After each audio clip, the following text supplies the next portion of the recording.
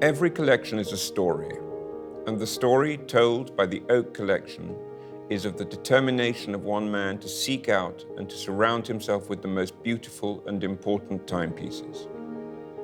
It is a story of a magnificent obsession that began when he was a child at school in Switzerland, and that has continued in the world's most famous auction rooms, watch salons, and horological ateliers.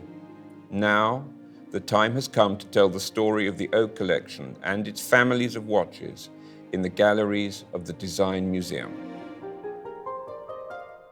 To walk among these painstakingly assembled sets of watches is to see not just individual pieces, but meticulously curated families, sets, and pairs that, when viewed together, definitively demonstrate the almost infinite variety that can be achieved by the subtlest differences in design, choice of color, or type of metal. To see such a number of rare timepieces in one place affords a unique opportunity to appreciate the richness of the watch as a cultural object. The collection spans the full spectrum of horological expression and emotion.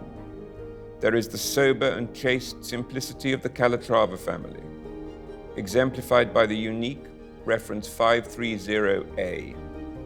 Alternatively, we can experience the exuberance of the vibrant enameled dials, whether depicting the tropical island paradise of reference 2482, or the Geneva tradition of the Escalade, reference 5189G021, their jewel-bright colors as vivid as the day they were made. As it traces the lineage of complications and grand complications, the Oak Collection invites us to admire a remarkable set of 1579 chronographs and quite stunning examples of the legendary perpetual calendar chronograph references 1518 and 2499. Along the journey taken by the Oak Collection, there are fascinating and tempting detours to be taken, such as into the historically significant set of watches carrying the fabled Graves Provenance. A magical name among collectors, Henry Graves Jr. is considered the preeminent collector of the last century. In addition, the Oak Collection takes us through the great classics of Rolex and brings us right up to date with rare sets of watches made by the most exciting, independent watchmakers working today. At the end of the journey, there is one task left: meeting the man who throughout the years has passionately and patiently assembled the different families that together make the Oak Collection.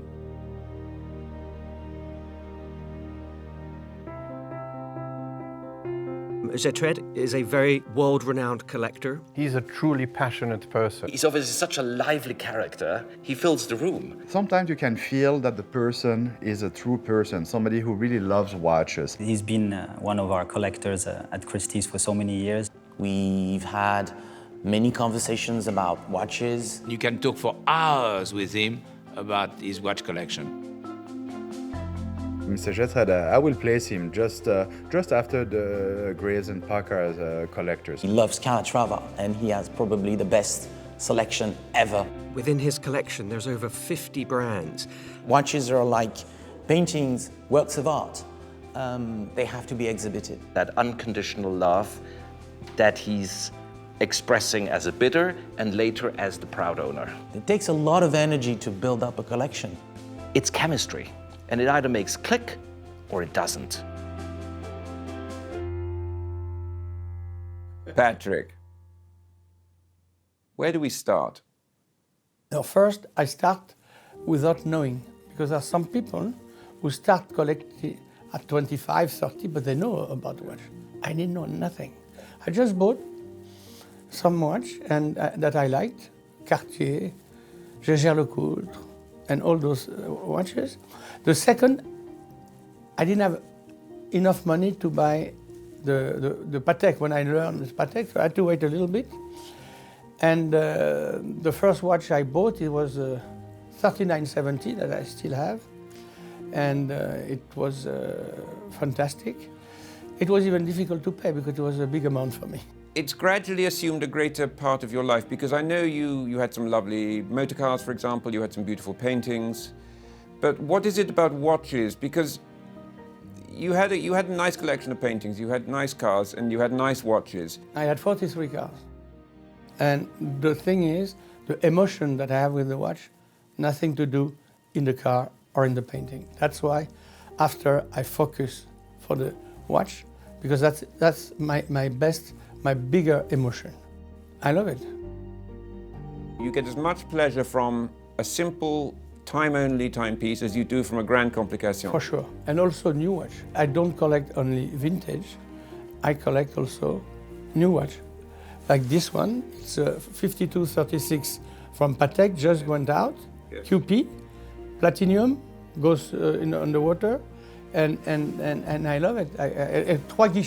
Three guichets. He's got the same pleasure of buying a watch today than it was 11 years ago. Watch collectors are very secretive. Only a few watch dealers and a few watch friends know the extent of their collections. His relationship to his watches is to what maybe to some who have dogs or cats. It's living. It's part of the most intimate sphere of their lives. In the history of Patek Philippe, the chronograph with perpetual calendar is very, very important. It was first on the market, let's say, in 1941.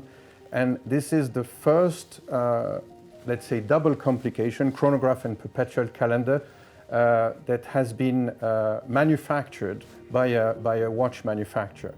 And what is very impressive is that for more than 40 years, the only brand who manufactured a chronograph with perpetual calendar was Patek Philippe. So a chronograph with perpetual calendar at Patek has a very, very strong history. And the 1518 was the first to be produced by Patek. And he has one of the, I would say, most beautiful pink gold chronograph. Is a reference 530. It's quite large for the time being because it's a 37 millimeters, just a little bit above 37 millimeters. So for the time, it is considered as a big watch, and it is really a very sought after piece today because once again it's quite big. And this 530 has a wonderful dial, as we say it in our language. It has two-tone dial. This one is a 1506, super rare, because Patek has only few of them. And you never see. It's once every 10 years one goes that you can see this watch. The 1579, I think, is one of the favorites in Mr. Jetred's collection. And the 1579 that we have here is particularly special because it comes from the original family. It was fresh to market when it came up. We were absolutely thrilled to be able to get Mr. Jetred excited on this piece. And the condition was really, really phenomenal. And we were obviously excited by the fact that it was double signed. And then we were excited by the fact that it had an unusual bezel. So obviously we had questions about that and we're wondering if this was really made at the time, especially this way. And further to our research and to analyzing the bezel, the weight of the bezel itself is impressive. And it gives, in fact, a whole different feeling to the watch when you have it in hand that creates this magic about it. And I think to be completely into all these models and wanting to align them one after the other, to be able to fill in the puzzle the way he's done it, is absolutely exceptional.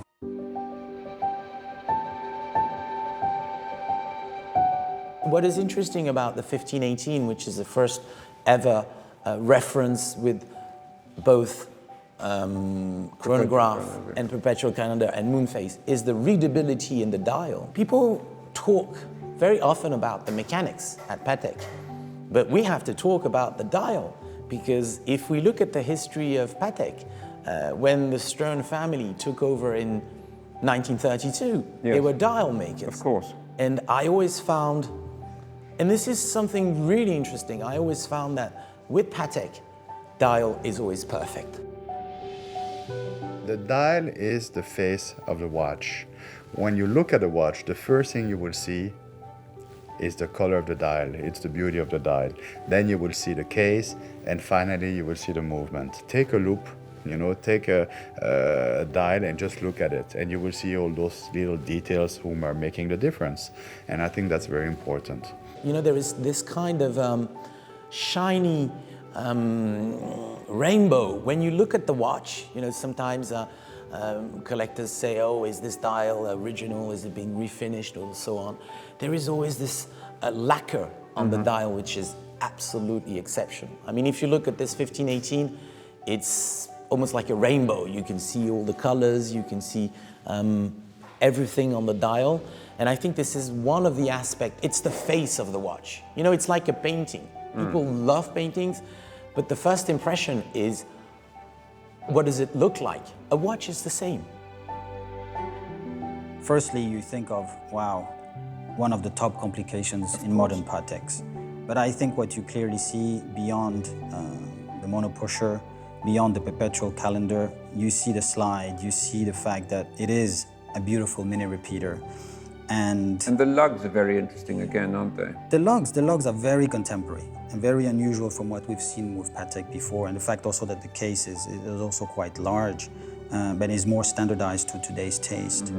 But I think really what's important, what I find really attractive and sometimes almost romantic, because some people would say, why do we still need to listen to time when we can just look at it? Yes. And the fact that it's a musical instrument of time, I find that absolutely exciting. The sound, the chime that it gives.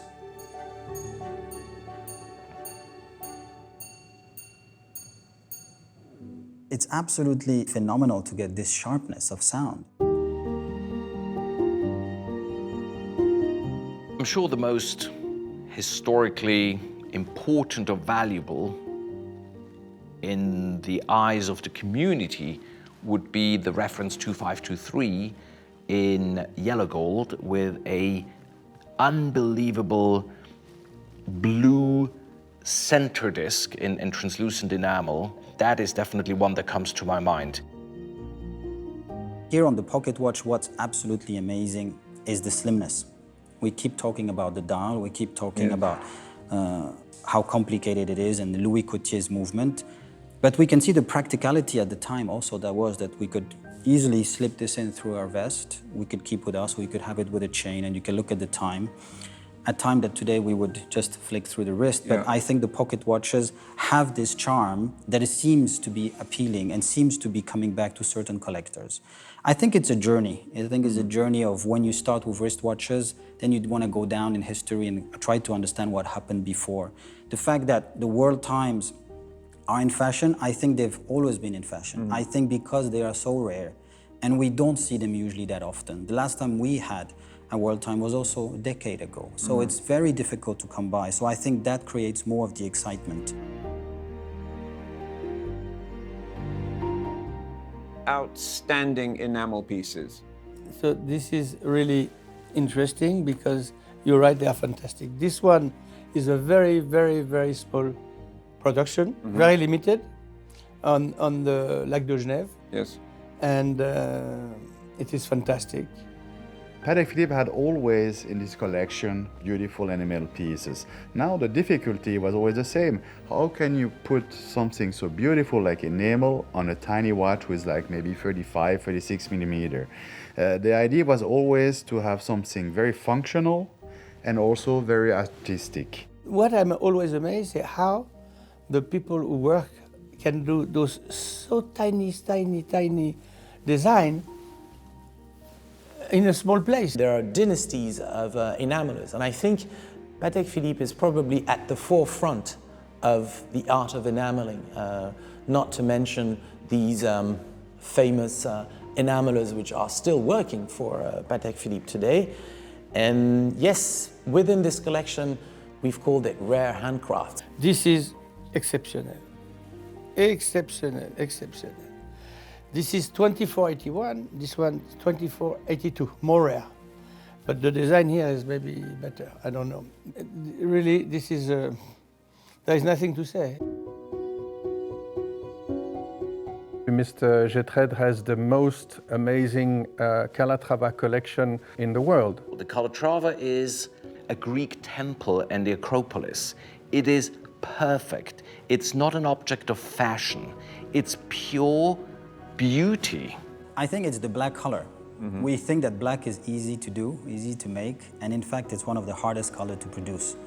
And I think for that matter, it makes it quite special because you are staying elegant.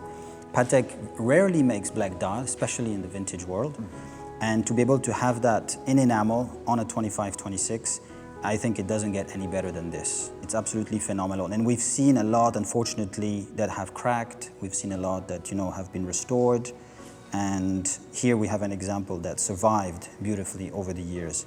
And I think that makes it truly special. I think it has this intellectual part to it that is beyond just the design and the looks, in the sense that when you understand craftsmanship, like we're going to be talking maybe about the pocket watch later, is how these are made and how these are produced and the cooking process and the craft that comes behind that is left out today, where very few enamelers still being able to do it. I think then you appreciate truly how this has been made, and that's why it stands out, I think, in the collection.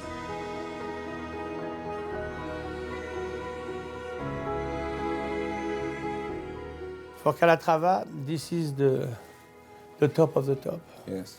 This is what we call the Yukun-kun, because it's, of course, one of a kind, 530. And also, it's a black Breguet dial number and one of a kind.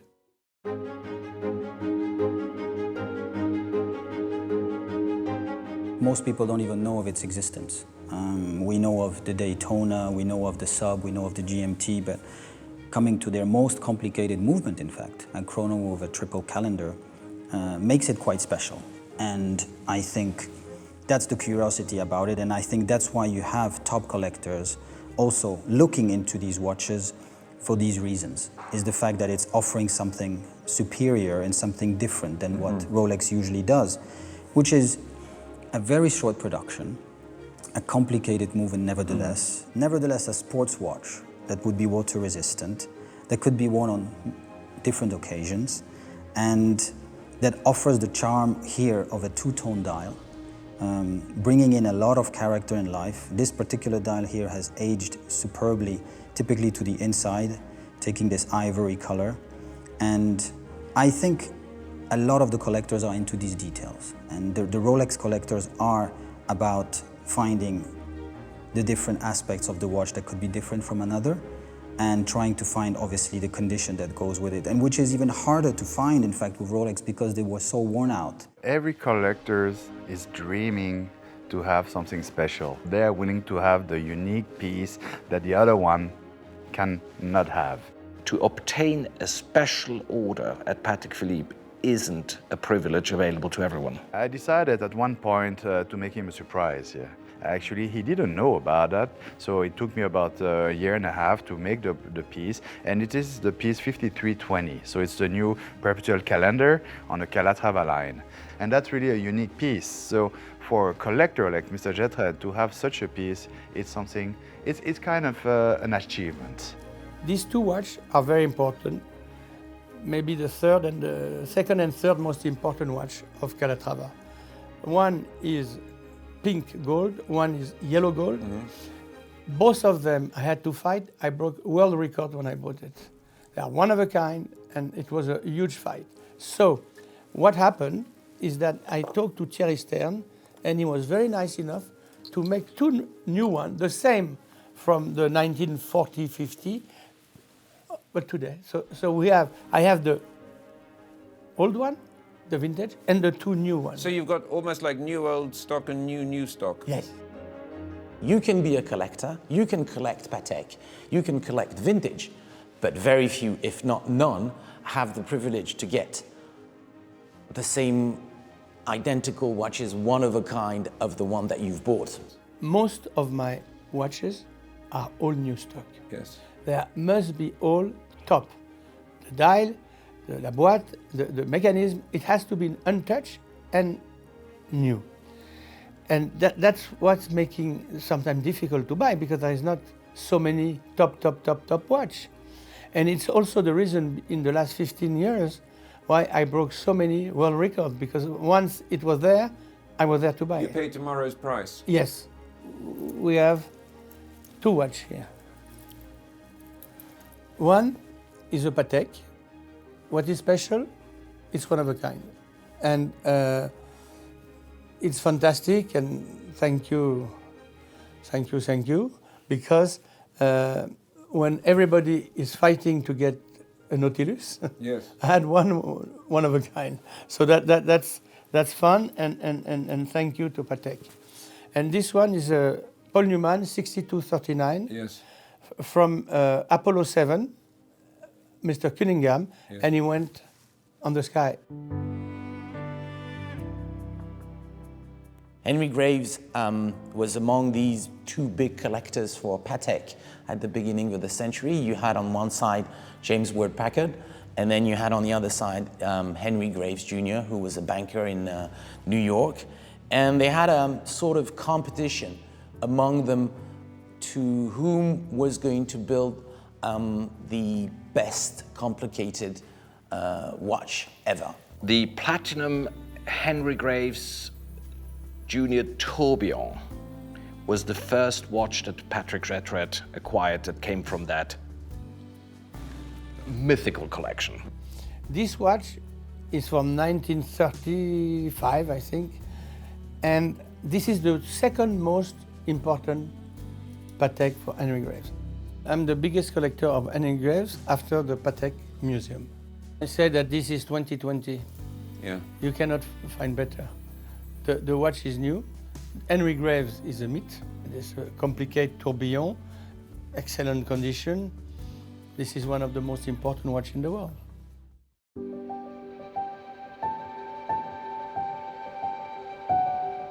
The two extremes that come to my mind in that collection are, of course, on one hand, the iconic complications from the heydays of wristwatch making, 40s, 50s.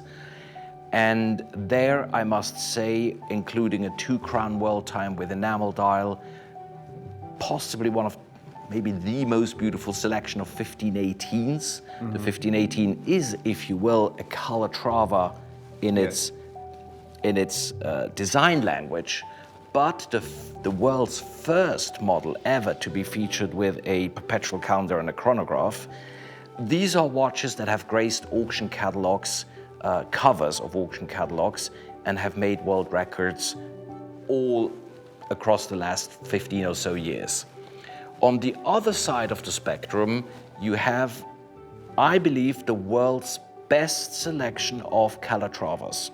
The two large Calatravas, the 530 reference and the 570 reference, one that has the more cylindrical flat bezel, the other one the more the concave bezel. Large for their period, 36 millimeters, that in my view still today is the most wonderful size to wear. And there in Patek's collection you have the one and only that I've ever seen pink on pink 3-tone dial with Breguet numerals, one of my personal favorites. The same configuration in yellow gold with champagne 3-tone dial. The one and only black dial ever seen with Breguet numerals in spectacular condition. This group, and there's half a dozen more of these variants, is, I think, both to Patek and to me personally, very dear. 500 watches of this collection, they are all in absolutely perfect shape. In every collection, there are some good items, there are some maybe mistakes made by the collector when he started his collection, and there are, I would say, normally 15 or 20% of watches or works of art who are not of the best standards. Everything is on a scale from 1 to 10, 11.5. It remains still very personal how you do a collection. People will see the story, people will understand what has been created, and I think this is what we want. We want to inspire. The collection is there to inspire other people to collect the way they want, but it'll give them the highest standard of what is it that is exceptional. And I think that's what we want people to take away from that. I think that this collection is standing out thanks to a number of key features. One is the variety. It spans way over a century of Patek Philippe's history, way over a century. Of course, there is a focus on the 20th century and not the earlier decades in the 19th century, maybe understandably. Then it isn't monotonous. As much as Patek is not monotonous, the collection is colorful, is lively, and includes a great early generation Nautilus, as much as an extremely humble looking Calatrava, because it is humble looking, technical watches, historical watches, watches owned by famous people, by politicians, queens, artists. It's varied, but it's not without orientation. There's a focus, despite its impressive size. But if you were to say, Aurel, name the 5 top collectors in the world, and yes, of course, I would immediately mention Patek's collection. And you would ask me then, so here they are, here's in one room this collection, in another room this.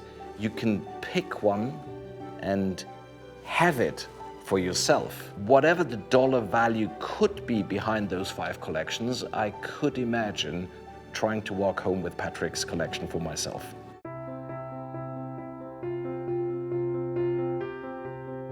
The Oak collection looks to me very personal. It goes incredibly deep in certain areas, and it seems to be one of the great collections of watches in the world, if not the great collection. So why wouldn't we be interested in showcasing it? Patek Gertrude is a visionary.